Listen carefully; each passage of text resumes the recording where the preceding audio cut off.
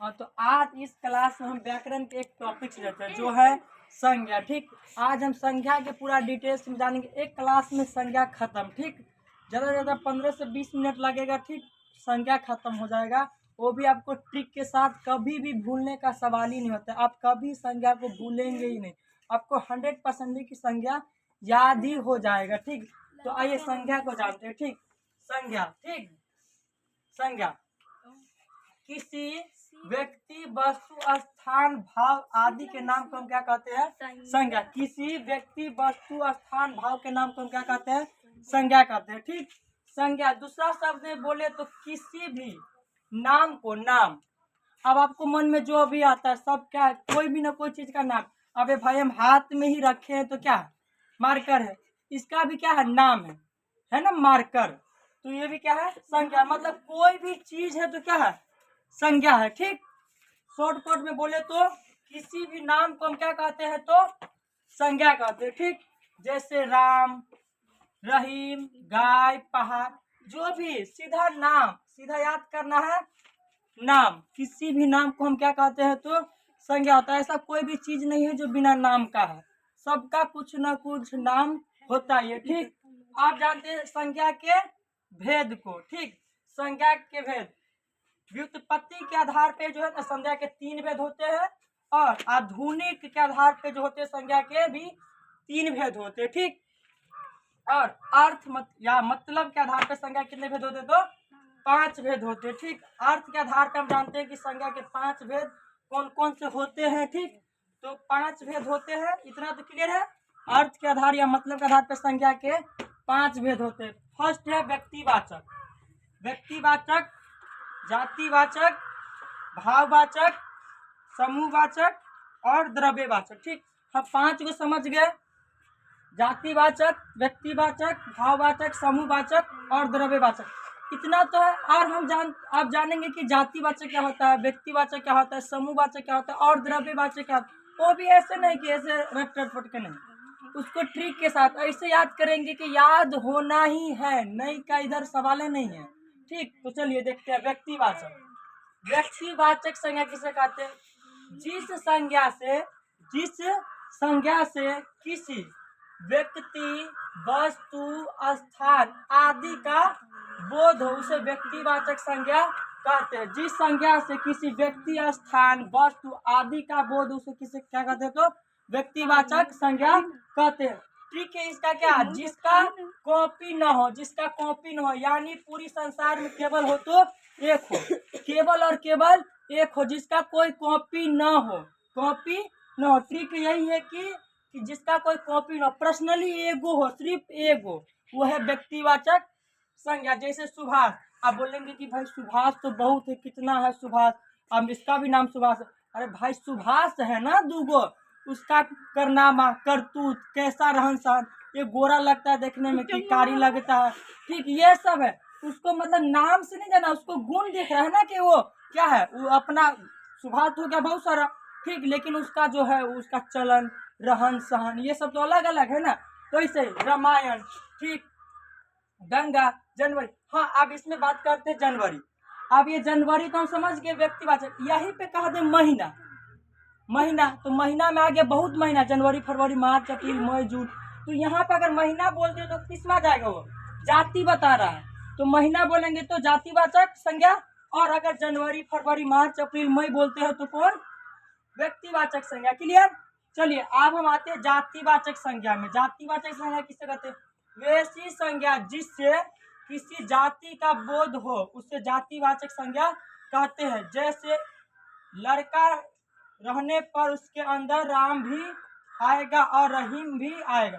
अगर हम लड़का कहेंगे तो राम भी आएगा और रहीम भी आएगा। किसी अथवा वस्तु के स्थान पर जाति का बोध उसे ही क्या कहते हैं? तो जातिवाचक से। उदाहरण लड़का, लड़की, पक्षी, फल, फूल। ठीक, हाँ, अगर हम बोले कि राम या रहीम बोलते हैं तो वहां पे आएगा जाति, क्योंकि हम क्लास में जैसे कि पढ़ा रहे हैं वैसे टाइप का। अगर हम किसी एक लड़का का नाम बोले कि राम का बोले तो सिर्फ पर्सनली राम ही उठेगा क्लास में, ना कि पूरा लड़का उठेगा, क्योंकि हम उसका नाम लिए ना।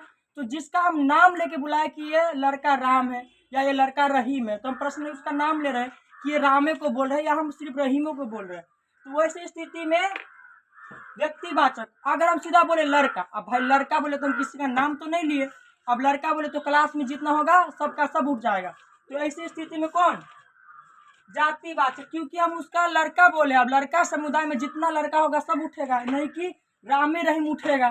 ठीक, अगर राम का बात करते हैं तो व्यक्तिवाचक। तो ये हमें आपको क्लियर होगा कि आप व्यक्तिवाचक और जातिवाचक। अब हम बात करते हैं समूहवाचक संज्ञा। कौन से वाचक, समूहवाचक। वैसी संज्ञा जिससे व्यक्तियों या वस्तुओं के समूह का बोध, व्यक्ति या वस्तुओं के समूह का बोध, उसे हम क्या कहते हैं, तो समूहवाचक संज्ञा कहते हैं। यानी जो एक सभा बहुत सारे व्यक्ति जानवर वस्तुओं के समूह को क्या हो बताए, उसे हम क्या कहते हैं, तो समूहवाचक संज्ञा। चलो हम इसको एक ट्रिक से देखते हैं, ट्रिक से। ठीक, जहां भी भीड़ यानी झुंड हो, भीड़ आप भाई अकेले तो भीड़ हम नहीं लगा सकते हैं ना, वहां पे कुछ लोग होना चाहिए जहाँ बहुत सारा लोग हो। ठीक, भीड़ या झुंड दिखा वहाँ समूहवाचक संज्ञा। जहाँ भीड़ आपको झुंड नजर आता है वो सीधा है तो समूहवाचक संज्ञा है। उदाहरण जैसे कि मेला, अब भाई मेला लगेगा तो अकेले तो हम झूला पर तो नहीं झूलेंगे, रहेगा ना, उसमें भीड़ उड़ तो बहुत रहेगा। तो यह है समूहवाचक संज्ञा। आप सेना, हम सेना का बात करें तो आप सेना में एगो तो थोड़ी होगा, आप सेना का नाम लिए तो जितना उस सेना में होगा सबके बात करें तो वहाँ पे समूहवाचक। आप बाजार जाएंगे तो अकेले तो नहीं है, अब बाजार में तो बहुत सारा लोग होता है ना, जाते हैं ना बाजार घूमने। ठीक, सभा, अब सभा का कोई चीज का हम बैठक करते हैं तो अकेले होगा, ठीक, अकेले तो नहीं होगा, बहुत सारा सभा में लोग होगा। ठीक, दल, आप दल के कोई पार्टी का बात कर दे तो आप पर्सनली एगो पार्टी तो नहीं होगा, पार्टी के लोग भी हो सकते हैं, अलग अलग पार्टियां होंगे। ठीक, इसके बाद फौज, समूह, मंडली और परिवार। अब परिवार में समझ रहे, अगर पिताजी का एगो का बात करें तो सिर्फ वो आगे किस में, जातिवाचक में। ठीक, सॉरी व्यक्तिवाचक में। और परिवार का बात करते तो परिवार में जितने सदस्य हैं, ठीक, चाहे वो आपके भाई बहन चाचा चाची पापा मम्मी सब है, तो वहाँ वही स्थिति में कौन सा, समूहवाचक। आप बात करते हैं द्रव्यवाचक संज्ञा के। ठीक, वैसी संज्ञा जिससे हम माप या तोल सकते हैं उसे क्या कहते हैं, तो द्रव्यवाचक संज्ञा। सीधा बोले तो जिसे हम माप या तोल सकते हैं उसे हम द्रव्यवाचक संज्ञा कहते हैं। इसको हम ट्रिक से जाने तो जिससे नापा तोला जा सकता है, जिसे नापा तोला जा सकता है। जैसे कि चावल, अब चावल को हम क्या करेंगे, नापेंगे, तोलेंगे, ठीक, जोखेंगे ना, दाल जोख के देते हैं, हीरा ये भी जोख के, मोती गिन के, ऐसे दूध नाप के, पानी नाप के, जिसे नापा तोला जाए उसे क्या कहते हैं, तो द्रव्यवाचक। ठीक, आप बात करते हैं भाववाचक संज्ञा के। भाववाचक संज्ञा वे संज्ञा सब जिनके किसी व्यक्ति या वस्तु के गुण मतलब क्या है उसमें गुण, अच्छाई क्या है, दोष क्या बुराई है, अवस्था दशा भाव, ठीक, पता चलता है, उन्हें हम क्या कहते हैं, तो भाववाचक संज्ञा कहते हैं। ऐसी चीजें होती है जिन्हें हम महसूस कर सकते हैं लेकिन देख या छू नहीं सकते हैं। ठीक, ट्रिक के साथ जाने तो जो दिखे नहीं लेकिन महसूस हो, जो दिखे नहीं महसूस हो, जो किसी का गुण या दोष बताए उसे हम क्या कहते हैं, तो भाववाचक संज्ञा कहते हैं। जैसे कि अच्छाई, अब हमें अच्छाई दिखेगा, हमें तो ये पता है कि आदमी बहुत अच्छा है, ठीक, नेक दिल का है, बहुत साफ सुथरा है, इसका मन में कोई प्रकार के गुड़ी घपटी नहीं है, लेकिन हम देख पा रहे हैं, महसूस कर पा रहे हैं ना वहाँ पे कि वो अच्छा है बुरा है। ये मिठास, हम मिठास को कभी देखते खाते हो तो पता चलता है कि आम खाने से, हाँ भाई ये आम बहुत मीठा है, ये आम बहुत खट्टा है, लेकिन हम देख पाते हैं भाई, महसूस करते हैं ना कि ये मीठा चीज है, ये चीज खट्टा है। ठीक, तो वैसी स्थिति में कौन सा, भाववाचक संज्ञा। जैसे कि खट्टास, बुढ़ापा, हम देख लिए बुढ़वा है ये जवान का है। ठीक, तो यहाँ पे उसका क्या बता रहा है, भाव, बुढ़ापा बता रहा है। हरियाली, यहाँ पे बहुत पेड़ पौधा बहुत ज्यादा, बहुत हरियाली है, घूमने का एगो प्लेस है, यहाँ पे हरियाली बता रहा है कि ये जंगल बहुत सारा हरा भरा है, तो हरियाली बता रहा है। पापी, ये अभी तो खास कर इसका एग्जांपल तो लइए ना, ठंडी में बहुत लोग नहीं नहाता है। पापी, ठीक। तो यहाँ पे उसको क्या दर्शा रहा है? पापी दर्शा रहा है कि ठंडी में नहाता नहीं है।